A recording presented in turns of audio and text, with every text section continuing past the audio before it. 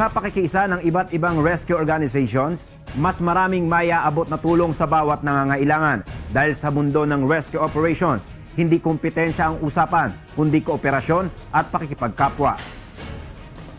Panoorin ang detalye ng pagkapanalo ng Philippine Coast Guard hinggil sa kanilang pakikiisa sa ginanap na First UNTV Rescue Summit.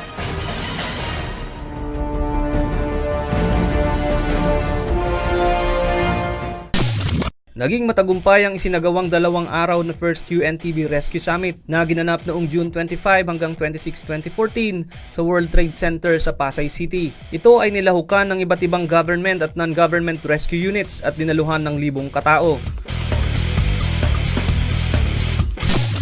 Bawat rescue group ay nagpakita ng kanilang kakayahan, kagamitan at mga sasakyan upang maipamala sa lahat ng dumalo ang kahandaan ng bawat isang rescue group upang sumaklolo sa oras ng sakuna.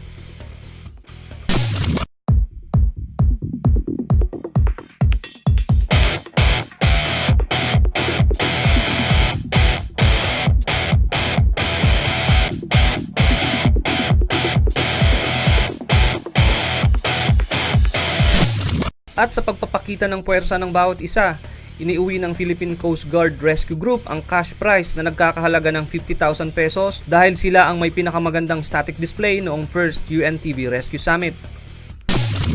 Please, in behalf of Kuya Daniel Rason and UNTV family, dinadagdagan po niya ng another 50,000. Wow!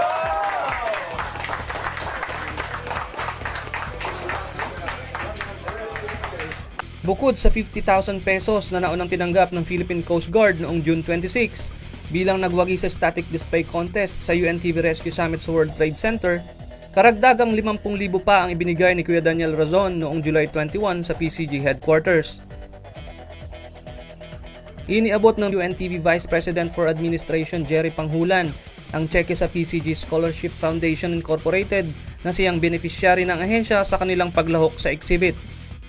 Naroon din si Rear Admiral Cecil Chen, ang Vice Commandant for Administration ng PCG, Commodore Joselito de la Cruz na siyang Chief of Staff ng PCG at ang Direktor ng Coast Guard Action Center na si Commander Hinito Basilio. Sa UNTV for the donation of 100,000 and more to come. Yes, sir. Thank you, sir. Sa ngayon, may 3 deserving college students na pawang mga anak ng enlisted personnel ng Coast Guards ang pinag-aaral ng foundation sa UP Diliman, Manila at Bicol.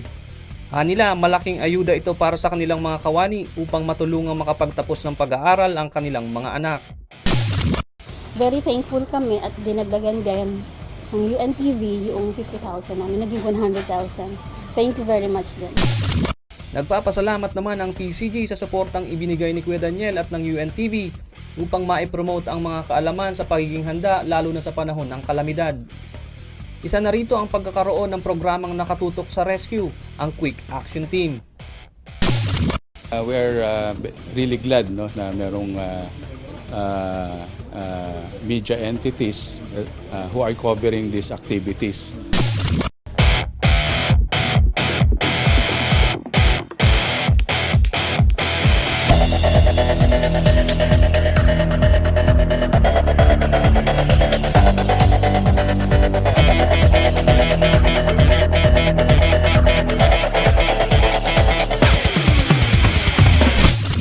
Sa UNTV, your public service channel, laging inuuna ang pagtulong sa kapwa sa lahat ng pamamaraang maaaring gawin dahil ang paggawa ng mabuti ay hindi magbubunga ng masama sa pakikiisa ng bawat organisasyon na may puso sa paglilingkod bayan. Ako po si Nino Navales, Associate Producer at isang trained rescuer. Tulong muna bago balita! Mas maraming maililigtas sa tiyak na kapahamakan at matutulungan kung ang bawat isa ay makikibahagi, maging responsableng mamamayan. Susunod sa Quick Action Team, ang detalye ng pagbabahagi ng kaalamang pangkaligtasan ng UNTV News and Rescue Team, National Capital Region.